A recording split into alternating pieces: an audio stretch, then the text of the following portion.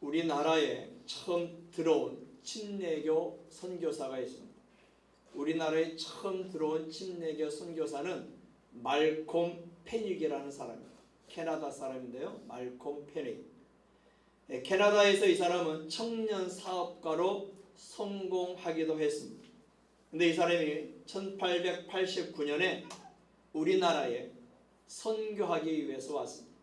평신도로서 선교사로 온 거죠. 그러다가 자신의 부족함을 깨닫고 1893년 다시 캐나다로 돌아가게 됩니다.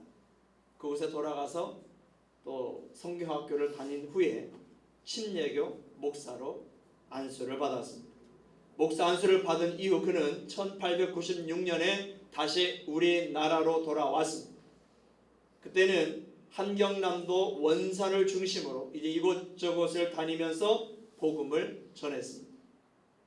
그리고 1925년에는 이제 우리나라를 넘어서 만주와 시베리아에 가서도 복음 전하는 일에 헌신하였습니다. 그렇게 그는 한반도 북쪽에서도 만주에서도 그리고 시베리아에서도 가는 곳마다 복음 전하고 교회를 세웠습니다. 오늘 본문에 나오는 사도 바울과 바나바도 어디를 가든지 그곳에서 변함없이 복음을 전했습니다. 처음 수리아 안디옥을 떠나서 구브로섬에 가서 복음을 전했고, 그곳에서 북쪽으로 배를 타고 올라가서 소아시아 지역에 있는 비시디아 안디옥에서도 복음을 전했습니다. 거기서 복음을 반대하는 사람들이 있자 바울과 바나바는 다시 비시디아 안디옥의 동쪽에 있는 이고니온으로 옮겨가게 되죠. 그곳 이고니온에서도 이 바울과 바나바는 그 이전과 마찬가지로 변함없이 계속해서 복음을 전했습니다. 하지만 바울과 바나바는 조금 더 동쪽에 있는 루스드라와 더베로 옮기게 되죠. 바울과 바나바는 여기 루스드라와 더베에 옮겨서도 이전과 마찬가지로 계속해서 복음을 전하게 됩니다. 오늘 본문이 바로 이 루스드라에서의 전도 활동을 소개하고 있습니다. 그런데 이 바울과 바나바가 이고니온에서 루스드라로 옮겨 복음을 전하게 된 이유가 있습니다. 그 이유가 뭘까요? 이고니온에서 열심히 복음을 전했고 그곳에 수많은 사람들이 예수님을 믿었습니다. 그런데 왜 갑자기 바울과 바나바가 이고니온 동쪽에 있는 루스드라로 옮겨서 복음을 전하는 사역을 하게 되었을까요? 오늘 본문 5절부터 7절까지 말씀을 세번역 성경으로 함께 읽겠습니다. 5절부터 7절 시작. 그런데 이방 사람들과 유대 사람들이 그들의 관원들과 합세해서 바울과 바나바를 모욕하고 돌로 쳐 죽이려고 했다. 사도들은 그것을 알고 루가오니아 지방에 있는 두 도시 루스드라와 더베와 그 근방으로 피하였다. 그들은 거기에서도 줄곧 복음을 전하였다. 아멘. 자, 한번 스크린을 볼까요? 루스드라가 어디에 있는가 봅시다. 지금 맨 동쪽에 수리아 안디옥이 그 빨간 줄 표시가 있죠? 거기서 서쪽으로 해서 구브로라는 섬으로 왔고, 구브로라는 섬에서 이제 북쪽으로 소아시아 지역 육지로 올라가게 되죠. 그 아탈리아와 버가를 거쳐서 비시디아 안디옥에 가서 복음을 전하게 됩니다. 그곳에서 동쪽인 이고니온에 왔었죠. 또 이고니온에서 핍박이 있어서 죽이려고 하는 사람이 있어서 다시 동남쪽인 루스드라로 오게 되었다는 겁니다. 바울과 바나바가 이고니온에서 복음을 전했을 때에 처음에는 유대와 헬라의 수많은 사람들이 복음을 받아들이고 예수님을 믿었습니다. 하지만 복음을 받아들이지 않는 많은 유대인들이 또 있었습니다. 그들은 이방인들을 선동해가지고 바울과 바나바에게 악한 감정을 품게 했습니다. 그때 바울과 바나바가 어떻게 반응했나요? 바울과 바나바는 그들이 악한 감정을 갖고 있고 자기들에게 나쁜 감정을 갖고 있고 그렇게 유대인들이 믿지 않는 또 이방인들을 선동해서 바울과 바나바를 이렇게 몰아세우려 했지만 바울과 바나바는 그들을 피하지 않았습니다. 오히려 그곳에 더 머물렀고 주님을 힘입어서 더 강력하게 복음을 전했습니다. 그러자 복음을 거부하던 유대인들과 이방인들이 얼마나 약이 오르겠어요. 그들이 이방인들을 선동해서 이 바울과 바나바에게 나쁜 감정을 갖게 하고 악한 감정을 갖게 하고 이렇게 한쪽으로 내몰아서 복음을 전하지 못하게 방해하는 데도 불구하고 오히려 더 이 바울과 바나바가 그곳에 더 오래 머물러 있고 주님을 힘입어서 담대하게 강력하게 복음을 전하니까 얼마나 약이 오르겠어요. 더 열받았겠죠. 그래서 그들은 이제는 관원들과 합세해서 바울과 바나바를 돌로 쳐 죽이려고 작당을 했습니다. 그것을 눈치챈 바울과 바나바는 이제 더 이상 이고니온에 있을 수는 없겠구나 하고 판단을 했습니다. 단순히 자신들에게 나쁜 감정을 갖는 분위기였을 때는 피하지 않았습니다. 하지만 자신들을 죽이려는 지금은 피해야 했습니다. 만용을 부릴 때가 아니었습니다. 아직도 복음을 전해야 할 것이 많이 있었습니다. 그래서 이 바울과 바나바는 이고니온의 동쪽에 있는 루스드라라는 곳으로 피신을 한 겁니다. 그곳에서 이 바울과 바나바는 역시 이전과 마찬가지로 여느 때처럼 줄곧 복음을 전했다고 세번역 성경은 번역해 주고 있습니다. 바울과 바나바는 어디를 가든지 복음을 전했습니다. 그들은 상황이 좋으면 좋은 대로, 상황이 나쁘면 나쁜 대로 복음을 전했습니다. 그들은 상황을 탓하지 않았습니다. 그렇습니다. 이것이 하나님을 신뢰하는 참 성도의 모습인 것을 믿으시기를 바랍니다. 하나님을 신뢰하는 참 성도는 상황이 좋으면 좋은 대로, 나쁘면 나쁜 대로 기뻐하며 삽니다. 감사하며 삽니다. 하나님께 영광을 돌리며 삽니다. 기도하며 삽니다. 예배하며 삽니다. 하나님을 의지하며 삽니다. 고통과 고난을 감당하며 살아갑니다. 고통과 고난을 감당한다는 게 쉬운 게 아니죠. 하지만 하나님을 신뢰하는 참 성도는 이 고통과 고난이 올 때에 그 고통과 고난을 어떻게 보느냐? 하나님의 시각으로 보는 것을 믿으시기를 바랍니다. 하나님의 시각으로 봤을 때 이 고통과 고난은 나를 더 성숙하게 하는 과정이요 축복으로 연결하는 길이라는 겁니다. 그래서 하나님을 신뢰하는 참 성도는 고통과 고난도 하나님의 은혜라고 고백하며 사는 겁니다. 바울과 바나바가 이고니온을 떠나서 옮겨온 이 루스드라는 곳은 주로 로마의 퇴역한 군인들이 사는 도시였다고 합니다. 그래서 그곳에는 유대인의 회당이 없었습니다. 로마의 그 군인이었던 사람들, 그 퇴역한 군인들이 모여서 사는 그런 도시였기 때문에 그곳에 유대인들이 들어가기 어려웠겠죠. 그 유대인들이 없으니까 유대인 회당도 있을 수가 없는 겁니다. 회당이라는 것은 유대인 성인 남성 10명 이상이 있어야 만들어지고 그 회당에 모여서 그들이 함께 하나님을 예배하고 기도하는 그런 예배 처소입니다. 그런데 회당이 없다는 것은 그만큼 유대인들이 살지 않는다는 것을 보여주고 있는 거죠. 하지만 바울과 바나바는 당황하지 않았습니다. 이방인들만 있는 거기서도, 퇴역한 로마 군인들이 있는 그곳에서도 저들은, 바울과 바나바는 여느 때처럼 그 이전과 마찬가지로 계속해서 복음을 담대하게 전했습니다. 그리고 그곳에서 태어날 때부터 걷지 못한 한 사람을 만나게 됩니다. 바울은 복음을 전하던 중에 그를 바라봤습니다. 복음을 듣는 그의 자세가 다른 사람들과는 뭔가 다르다는 것을 직감했기 때문입니다. 오늘 본문 8절과 9절을 함께 읽겠습니다. 8절과 9절 시작. 루스드라에 발을 쓰지 못하는 한 사람이 앉아있는데 나면서 걷지 못하게 되어 걸어본 적이 없는 자라. 바울이 말하는 것을 듣거늘 바울이 주목하여 구원받을 만한 믿음이 그에게 있는 것을 보고. 아멘. 바울이 이전처럼 이곳 루스드라에서도 복음을 전하고 있을 때에 많은 사람들 가운데 한 사람이 집중해서 바울이 전하는 말씀을 들었다는 겁니다. 그 사람은 태어나면서부터 한 번도 걷지 못한 지체장애인이었습니다. 여기 9절에 보면 듣거늘 이란 말이 있죠. 바울이 말하는 것을 듣거늘, 이 듣거늘이라는 단어는 영어 성경에 보니까 hear가 아닌 listen으로 번역했습니다. 이 말은 그 사람이 바울의 설교를 단순히 들은 게 아니라 집중해서 경청했다는 뜻입니다.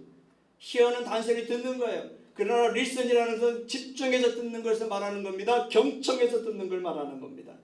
그렇게 설교를 집중해서 경청하니까 금방 바울의 눈에 띄었습니다.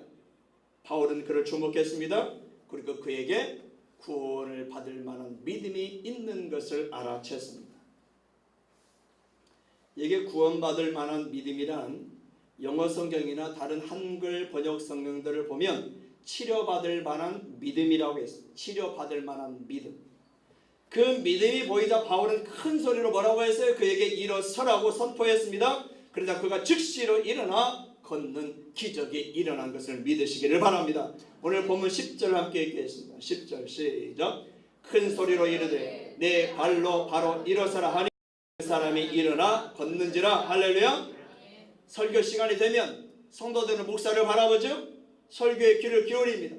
그런데 목사가 설교를 하다 보면 성도들의 모습이 다 보입니다. 그들의 마음이 보입니다. 그들의 눈만 보이는 게 여러분들의 마음이 보입니다. 여러분들의 영도 보일 때가 있습니다. 아, 저 성도는 설교를 경청해서 듣고 있구나. 저 성도는 설교를 그냥 듣기만 하고 있구나. 저 성도는 스펀지처럼 하나님의 말씀을 쏙쏙 빨아들이고 있구나. 아, 저 성도는 구멍난 봉투처럼 설교를 다 흘려버리고 있구나. 제가 이 말을 하니까 다 저를 더 집중하는 것 같아요. 네. 여러분, 목사가 설교할 때에 목사의 눈과 마주치시기를 바랍니다. 목사가 설교할 때에 목사의 눈을 집중해서 바라볼 수 있기를 바랍니다. 목사가 설교할 때에 경청해서 이 설교를 들으시기를 주님의 이름으로 축원합니다. 하나님은 바로 그런 사람에게 역사하시는 겁니다. 그런 사람에게 바람처럼 불처럼 성령을 부어주시는 것을 믿으시길 바랍니다. 그런 사람에게 예수님을 인격적으로 만나게 해주시는 것을 성경은 보여주고 있습니다. 그런 사람에게 기적이 일어난다는 것을 오늘 본문에 이 사람을 통해서 보여주고 있습니다. 구약성경 역대하 16장 9절을 함께 읽겠습니다. 역대하 16장 9절 시작. 여호와의 눈은 온 땅을 두루 감찰하사 전심으로 자기에게 향하는 자들을 위하여 능력을 베푸시나니. 아멘. 전심으로 자기에게 향하는 자들에게 능력을 베푸시는 하나님을 믿으시길 바랍니다. 전심으로 하나님께 집중하십시오. 전심으로 말씀에 경청하시기를 바랍니다. 그들에게 하나님의 능력이 나타난다는 거예요. 그들에게 하나님께 능력을 베푸신다는 거예요. 이게 하나님의 약속입니다. 여러분, 하나님의 능력을 받고 싶으십니까? 하나님의 은혜를 받고 싶으십니까? 말씀을 경청하시기 바랍니다. 설교에 집중하시기 바랍니다. 목사를 뚫어지게 바라보라는 것은 목사를 바라보라는 게 아니라 하나님을 바라보라는 겁니다. 목사를 통해서 투영되는 그 하나님을 바라보라는 겁니다. 우리는 찬송할 때에 아멘으로 화답을 합니다. 기도할 때에도 아멘으로 화답을 합니다. 성경 구절을 읽고 난 후에도 아멘으로 화답을 하죠. 마찬가지로 전심으로 설교를 듣는 사람들도 아멘으로 말씀에 화답해야 하는 겁니다. 아멘은 설교 말씀을 경청한다는 뜻입니다. 아멘은 설교 말씀에 동의한다는 뜻입니다. 아멘은 설교 말씀대로 이루어질 것을 믿는다는 뜻입니다. 아멘이 많을수록 그 말씀은 저와 여러분에게 더 크게, 더 깊이, 더 확실하게 다가오고 이루어질 줄로 믿습니다. 신약성경 고린도후서 1장 20절 함께 읽겠습니다. 고린도후서 1장 20절 시작. 하나님의 약속은 얼마든지 그리스도 안에서 예가 되니 그런즉 그로 말미암아 우리가 아멘하여 하나님께 영광을 돌리게 되느니라. 아멘. 하나님의 약속, 하나님의 말씀은 얼마든지 그리스도 안에서 예가 된다는 거예요. 그러니까 그 말씀이 선포될 때 우리는 아멘할 수 있어야 된다는 것이죠. 그 아멘을 통해서 하나님께 영광을 돌리게 된다는 거예요. 아멘하시기를 주님의 이름으로 축원합니다.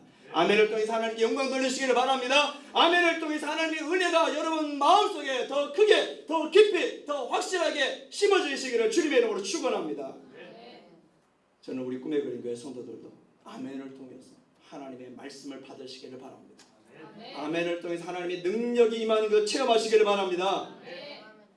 사도 바울이 태어날 때부터 걷지 못했던 그 사람을 주목해서 보니까 그에게 뭐가 있었어요? 치료받을 만한 믿음이 그에게 있음을 직감했습니다.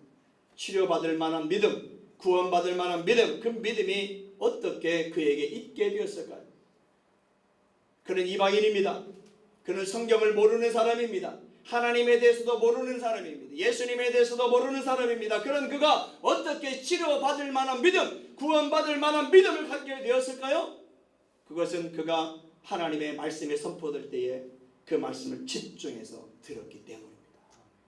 그가 말씀을 경청했기 때문에 이방인이면서 하나님을 전혀 모르는 사람이었음에도 불구하고 예수님이 누구인지 전혀 알지 못하는 사람이었음에도 불구하고 그가 그렇게 기적을 체험할 수 있었던 것은 말씀이 선포될 때에 집중했기 때문에, 경청했기 때문에, 그 말씀 앞에 겸손했기 때문에 그랬던 것이라는 거죠. 우리는 종종 신앙의 첫사랑을 회복하게 해달라고 기도합니다. 뜨거운 믿음을 회복하게 해달라고 기도합니다. 그렇게 기도할 정도로 우리의 믿음이 뜨겁지 않은 이유가 뭘까요? 그렇게 기도할 정도로 우리의 신앙이 예전 같지 않은 이유가 뭘까요? 겸손하게 말씀을 듣지 않기 때문입니다. 말씀을 경청하지 않기 때문입니다. 말씀에 집중하지 않기 때문입니다. 저는 저와 여러분이 첫사랑을 회복하기를 바랍니다. 성령으로 저와 여러분의 가슴이 뜨거워지기를 바랍니다. 저와 여러분의 뜨거운 믿음이 삶에서 회복되기를 바랍니다. 그리고 오늘 본문에 태어나면서 걷지 못했던 사람처럼 하나님의 말씀을 겸손하게 들으시기를 바랍니다. 하나님의 말씀을 경청해서 들으시기를 바랍니다. 그리고 아멘으로 화답하시기를 바랍니다. 저 힘들고 어렵더라도 말씀을 묵상하는 큐티를 지속하시기를 주님의 이름으로 축원합니다. 믿음이라는 건 노력해서 되는 게 아닙니다. 말씀이 있는 곳에 큰 믿음이 있습니다. 말씀이 있는 곳에 깊은 믿음이 있습니다. 말씀이 있는 곳에 뜨거운 믿음이 있다는 사실을 믿으시기를 바랍니다. 말씀이 있는 곳에 강한 신앙의 근육이 생기는 겁니다. 아무리 교회를 오래 다녀도 그에게 말씀이 없으면 그에게는 뜨거운 믿음이 솟아날 수가 없는, 유지될 수가 없는 거예요. 신앙의 근육이 생길 수가 없는 겁니다. 구약성경 시편 119편 130절을 함께 읽겠습니다. 시편 119편 130절 시작. 주의 말씀을 열면 빛이 비추어 우둔한 사람들을 깨닫게 하나이다. 아멘. 주님의 말씀을 열면 빛이 비추어서 우둔한 사람들을 깨닫게 하나이다. 아멘. 주님의 말씀을 여시기를 바랍니다. 주님의 말씀에 경청하시기를 바랍니다. 그러면 거기서 빛이 비추어 깨닫게 될 줄로 믿습니다. 하나님의 성령이 바람처럼 불처럼 저와 여러분에게 임하실 줄로 믿습니다. 오늘 이 사람처럼 저와 여러분에게 하나님이 주시고자 하는 놀라운 은혜와 능력이 부어질 줄로 믿습니다. 치유가 일어날 줄로 믿습니다. 기적이 일어날 줄로 믿습니다. 뜨거운 신앙 첫사랑이 회복될 줄로 믿습니다. 말씀을 열어야 됩니다. 태어나면서부터 한 번도 걷지 못했던 그 사람이 주님의 능력으로 일어나 걷게 되자 이 루스드라 사람들이 어떻게 반응했어요? 그들은 갑자기 자기들 언어인 루가오니아 방언으로 이렇게 말했습니다. 본문 11절과 12절 함께 읽겠습니다. 시작. 무리가 바울이 한 일을 보고 루가오니아 방언으로 소리질러 이르되 신들이 사람의 형상으로 우리 가운데 내려오셨다 하여 바나바는 제우스라 하고 바울은 그 중에 말하는 자이므로 헤르메스라 하더라. 아멘. 이 루스드라 사람들은 헬라어를 쓰는 사람들입니다. 근데 그 지역 언어도 있었어요. 그 지역 언어가 바로 루가니아 지역인데 루가니아 방언이 있었습니다. 루가니아 사투리가 있었다는 얘기죠. 지역 언어가 있었습니다.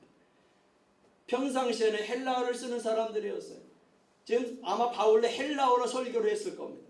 그런데 갑자기 이 사람들이 루가오니아 자기들 방언으로 말을 했어요.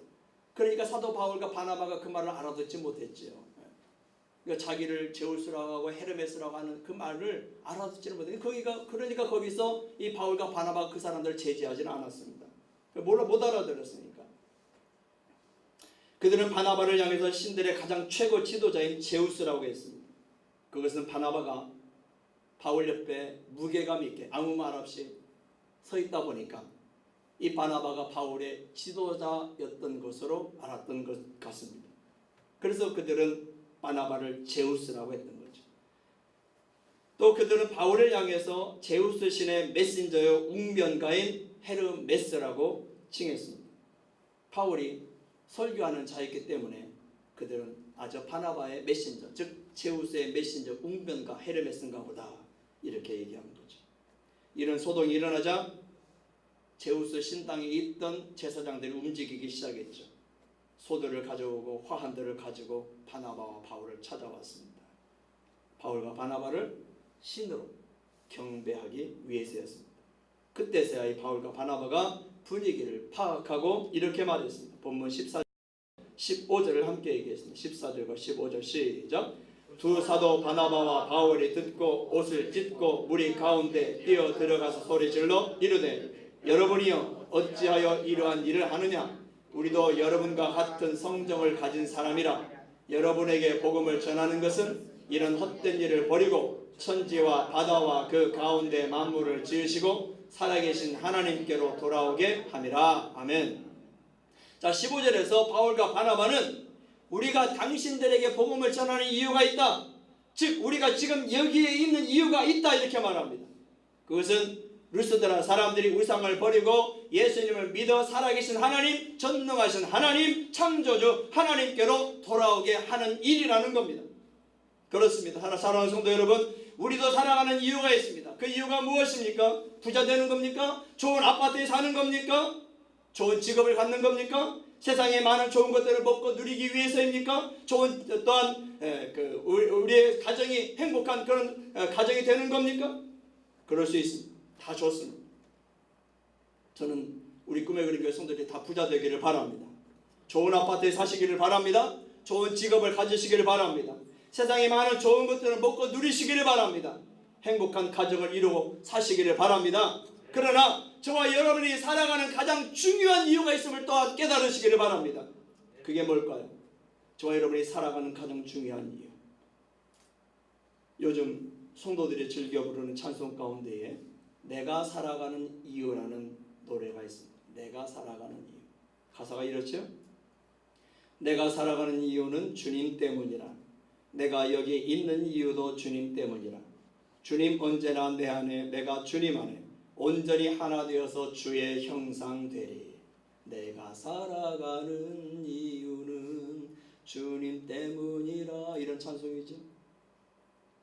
제가 문집사처럼 찬송 노래만 잘한다면 여기 한 곡 부르고 싶은데 그럴 수가 없어서. 그렇습니다. 저와 여러분이 살아가는 이유가 있습니다. 그것은 두 가지입니다. 우리가 살아가는 첫 번째 이유는 하나님 때문입니다. 하나님은 모든 사람을 사랑하십니다. 그래서 하나님은 모든 사람이 구원받기를 바라십니다. 신약성경 디모데전서 2장 4절을 함께 읽겠습니다.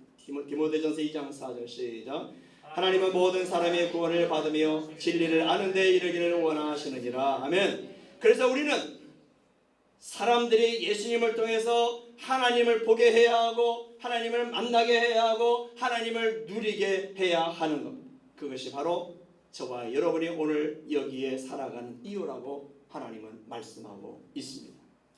또 우리가 살아가는 두 번째 이유가 있습니다. 그건 역시 하나님 때문입니다. 우리가 살아가는 두 번째 이유도 하나님 때문이라는 겁니다. 하나님은 저와 여러분을 사랑하시는 분입니다. 하나님은 저와 여러분을 도우시는 분입니다. 하나님은 저와 여러분을 인도해 주시는 분인 걸 믿으시기를 바랍니다. 그래서 우리는 낙심하지 않고 살아갈 수가 있습니다. 두려워하지 않고 살아갈 수 있습니다. 염려하지 않고 살아갈 수 있습니다. 우리가 살아가는 이유 하나님 때문입니다.